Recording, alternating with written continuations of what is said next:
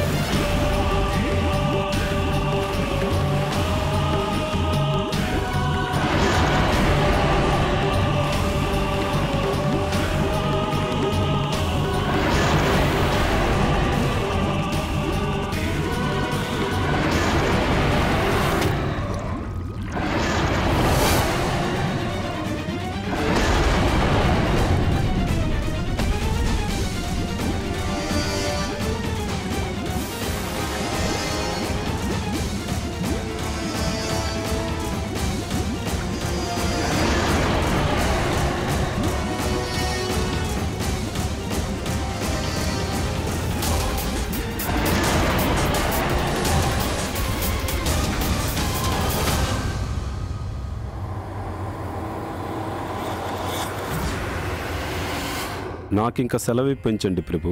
నన్ను సచీదేవి తన భర్తను కాపాడడానికి ఇక్కడికి పంపించారు. వారిప్పుడు క్షేమంగా ఉన్నారు గనుక నేనెక్కడి నుంచి బయలుదేరడం మంచిది. గురుదేవా, అహంకారానికి లోనై తమని కించపరిచే విధంగా మాట్లాడాను. దయచేసి నన్ను క్షమించండి. చూడు దేవేంద్ర, మహాదేవుడి దయ వల్ల అంతా సవ్యంగా జరిగిపోయింది.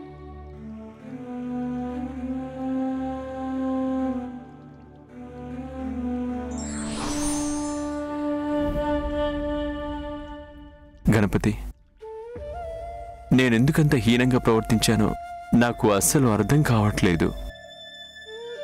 తమరు నన్ను పిలిచినప్పుడు మాతలిని పంపించి నేను చాలా పెద్ద తప్పు చేశాను. దయచేసి నన్ను క్షమించగలరా ప్రభు? నాకు క్షమాభిక్ష పెట్టండి. దేవేంద్ర, నేను తమని ఒకానొక అత్యంత అవసర విషయం గురించి చర్చించడానికి పిలిచాను. ఒకవేళ నిరీక్షించేంత సమయం ఉంటే తప్పక ఆగేవాణ్ణి. ప్రభు, నేను సిగ్గుపడుతున్నాను. క్షమాపణలు వేడుకుంటున్నాను ప్రభు. అయినా తమరు నన్ను ఇక్కడికి ఎందుకు పిలిచారు? దేవేంద్ర, అంగీరస మహర్షి కైలాసానికి వచ్చారు. ఆ సమయంలో తండ్రి గారు ధ్యానంలో ఉన్నారు. అంగీరస మహర్షి వారెంతో ఆగ్రహంతో వచ్చారు. వారు చెప్పిన దాని ప్రకారం దక్షిణ భాగంలో కరువు కారణంగా అలమటిస్తున్నారు. ఇది చాలా దారుణం. ఆ కారణంగానే గణపతి మిమ్మల్ని పిలిచాడు దేవేంద్ర. మా గణపతి మిమ్మల్ని పిలవడానికి కారణం ఎంత ముఖ్యమైనదో మీకు అర్థమైందనుకుంటా. నేను నా అనుమానం గురించి మహాదేవుడికి తక్షణమే తెలియజేయాలి. ఎవరికీ తెలియదు. మహాదేవుడి క్రోధాగ్ని ఎంతటి భయంకరంగా పరిణమిస్తుందో ఏమో. దేవేంద్ర, తమరు మేఘాలకి వర్షాలకి అధిదేవత. మరి దక్షిణ ప్రాంతంలో అంతటి కరువు కాటకాలకి అవకాశం ఎందుకిచ్చారు? తమరు ఆ ప్రాంతంపై ఎందుకు దృష్టి పెట్టడం లేదు? అక్కడి పశుపక్ష్యాదులని, వృక్ష సంపదని అంతం దిశగా ఎందుకు తీసుకువెళ్లారు? ఆ ప్రాంతంలో వర్షాలు కురవకపోవటానికి కారణం చెప్పండి. ఒక్క మాట మహాదేవ,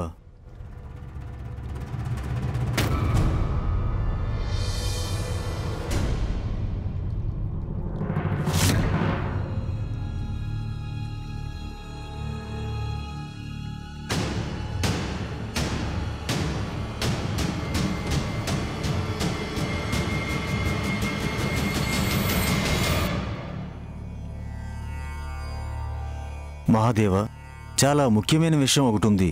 దాని గురించి తక్షణమే చర్చించాలి మనం. అలాగే బ్రహ్మదేవ.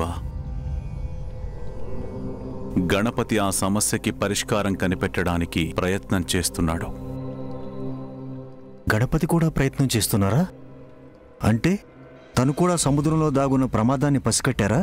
అవును పెద్దమామగారు, మేమంతా దేవేంద్రుడితో ఆ దక్షిణ ప్రాంతపు కరువు గురించే చర్చిస్తున్నాము. దక్షిణ ప్రాంతంలో కరువా? తమరు కూర్చోండి పెద్దమామగారు. ఇక్కడి సమస్యకి తక్షణ పరిష్కారం కావాలి. ఈ సమయంలో నా సంశయాన్ని ప్రస్తావించడం కంటే కరువు కాటకాల చర్చలు సాగనివ్వడమే మంచిది.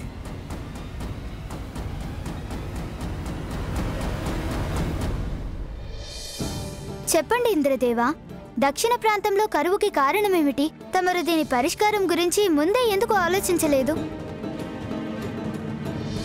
కానీ ప్రథమ పూజ్యుడైన గణపతి, మహావీర కార్తికేయ, పార్వతీమాత దక్షిణ ప్రాంతపు కరువుకు కారణం నేను కాదు.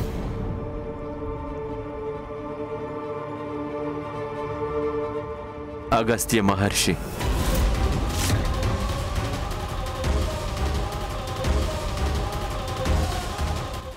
ఆ అగస్త్య మహర్షి ఎవరు?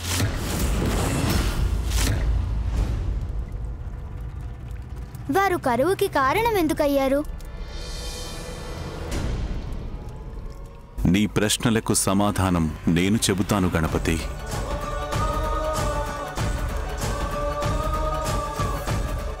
అగస్త్య మహర్షి మరియు వశిష్ఠ మహర్షి ఇద్దరు సోదరులు. ఇద్దరు వరుణదేవుడి అంశలుగా ఒక కుండలో జన్మించారు. అప్పుడా అగస్త్యుడు దక్షిణ దేశాన ఉన్న కావేరీ నదిని తన కమండలంలో బంధించాడు. అగస్త్య మహర్షి నదిని కమండలంలో బంధించారా? అయితే నేను అక్కడికి వెళ్ళటానికి అనుమతి ఇవ్వండి తండ్రి గారు. నేను వెళ్ళి కావేరీ నదిని వారి కమండలం నుండి విడిపించగలను. అగస్త్య మహాముని అలా ఎంత మాత్రము జరగనివ్వరు. ఎందుకు జరగనివ్వరు తండ్రి గారు? ఎందుకంటే ఆ నది అగస్త్య మహామునికి ధర్మపత్ని. వారి ధర్మపత్న? ఆ అద్భుత శ్రీమూర్తి ఎవరు తండ్రి గారు? పుత్ర, అగస్త్య మహర్షి భార్య లోపాముద్ర జననం దక్షిణ దేశంలో కావేరీ నది జననానికై జరిగింది. కానీ లోపాముద్ర నదిగా రూపొందిన తర్వాత అగస్త్య మహర్షి దానిని కమండలంలోనే పట్టి ఉంచారు. తరువాత ధ్యానంలో నిమగ్నమయ్యారు. అందుకే ఆ నది వారి కమండలంలోనే బందీగా ఉండిపోయింది. అయితే తండ్రి గారు, అటువంటి పరిస్థితుల్లో ఎవరైనా వెళ్ళి అగస్త్య మహామునికి చెప్పి కావేరీ నదిని కమండలాన్ని నుండి విడిపించొచ్చు కదా. ఆయనంటే అందరూ ఎందుకు భయపడుతున్నారు? ఒకవేళ వారు ఒప్పుకోకపోతే మనం వెళ్ళి ఆయన్ని ఒప్పించడానికి ప్రయత్నం చేయవచ్చు కదా తండ్రి గారు.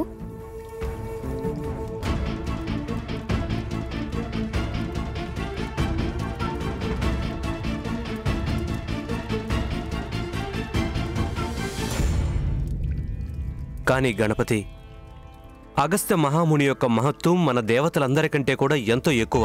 కానీ అన్నయ్య, వారు మీకంటే అంటే దేవసేనాపతి కార్తికేయుల వారి కంటే ఎక్కువ శక్తి సంపన్నులయ్యే అవకాశం లేదు కదా. నాకంటే ఎంతో గొప్పవారైనా గురుదేవులు.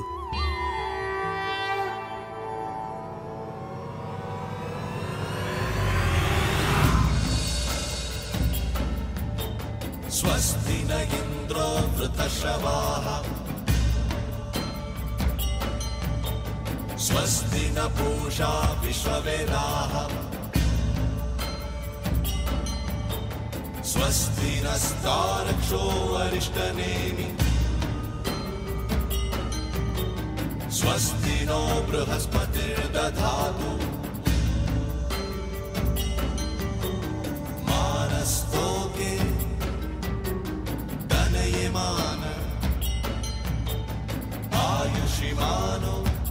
కేవలం తపస్సులోనే కాదు, అగస్త్య మహాముని యుద్ధ విద్యల్లోనూ మహాజ్ఞాని.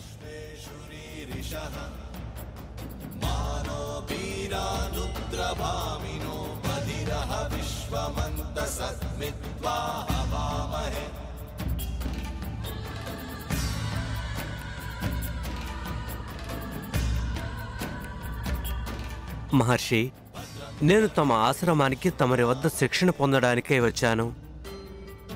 దయచేసి నన్ను తమరి శిష్యుడిగా స్వీకరించండి. మల్ల యుద్ధంతో పాటు సకల యుద్ధ కళలలోనూ నైపుణ్యాన్ని సాధించేలా నన్ను దీవించండి.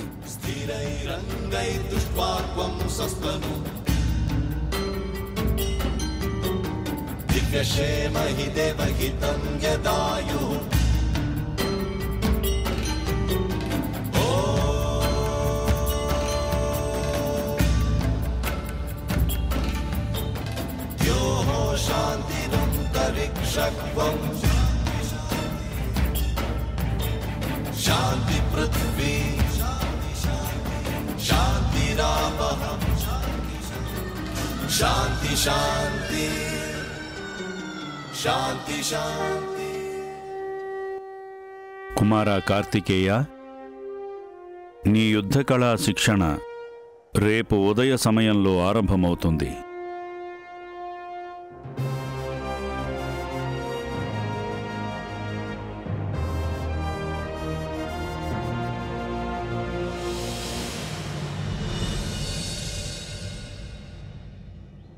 ప్రప్రథమముగా సూర్య నమస్కారములు. తమరి ఆజ్ఞ గురుదేవా.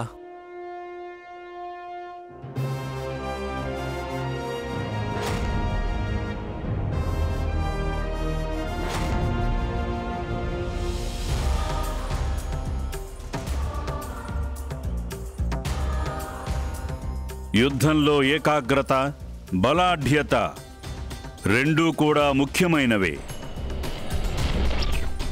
అర్థమైంది గురుదేవా.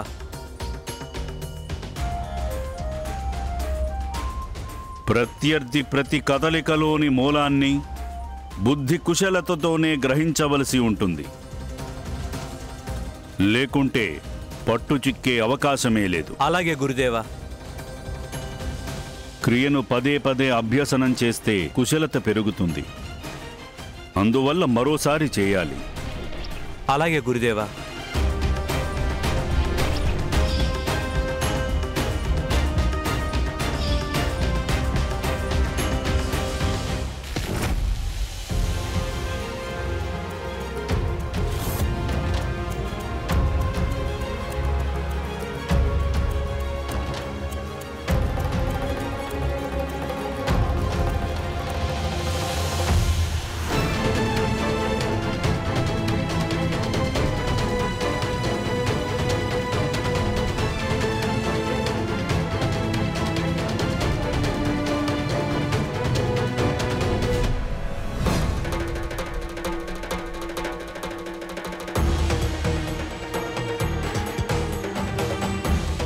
మరో ప్రయత్నం చేయాలి.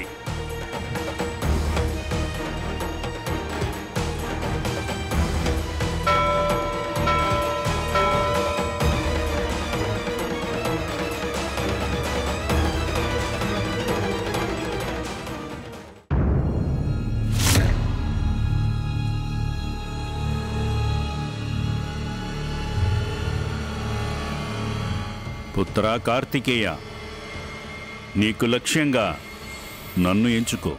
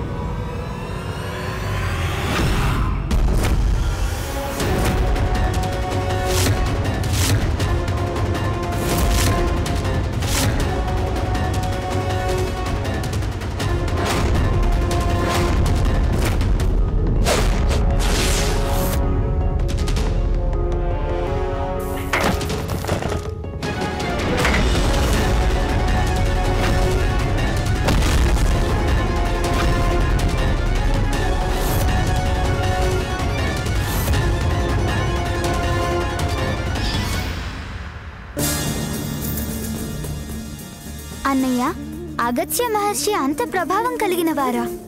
అవును గణపతి, నేనెంతో అదృష్టవంతుణ్ణి. అందుకే అగస్త్య మహర్షి వంటి గురువు లభించారు నాకు. వారి ప్రతిభ గురించి తెలిస్తే నువ్వు కూడా అబ్బురు పడతావు. అయితే చెప్పండి అన్నయ్య, తర్వాత ఏం జరిగింది?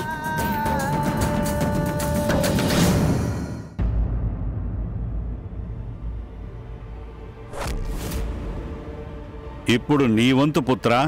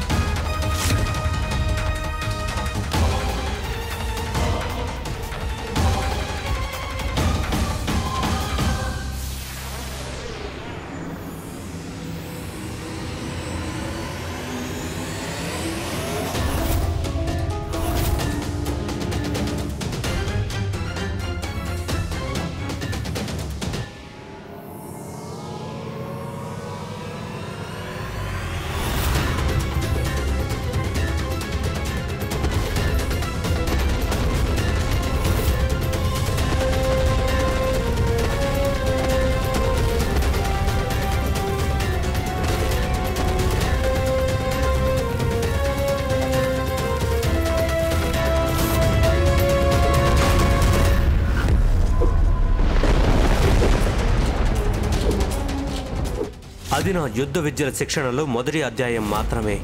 ఆ తర్వాత అగస్త్య మహర్షుల వారు అంతకంటే ఎన్నో కఠినమైన విద్యలను అభ్యసం చేయించారు నా చేత.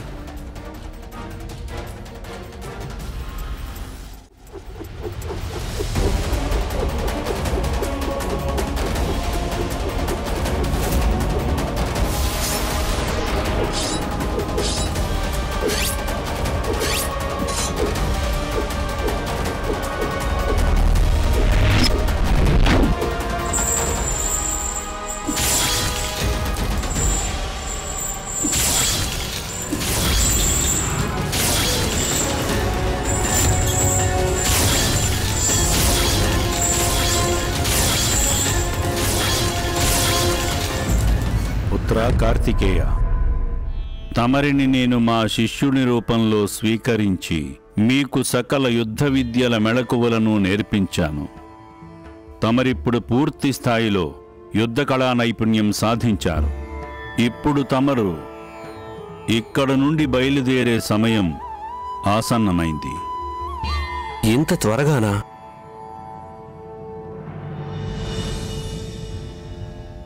ధన్యోస్మి గురుదేవా.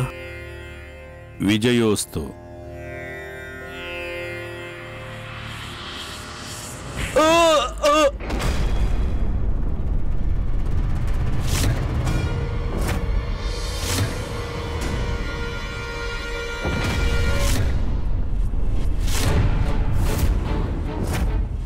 ఏమైంది గురుదేవా?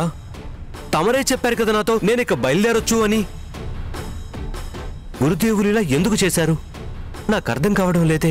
కానీ గురుదేవుల ఆదేశాలను పాటించడమే నా కర్తవ్యం కదా. ఎవరి ప్రతిభకైనా గుర్తింపు రాణింపు రావాలంటే సరైన గురువు మార్గదర్శనం కావాలి.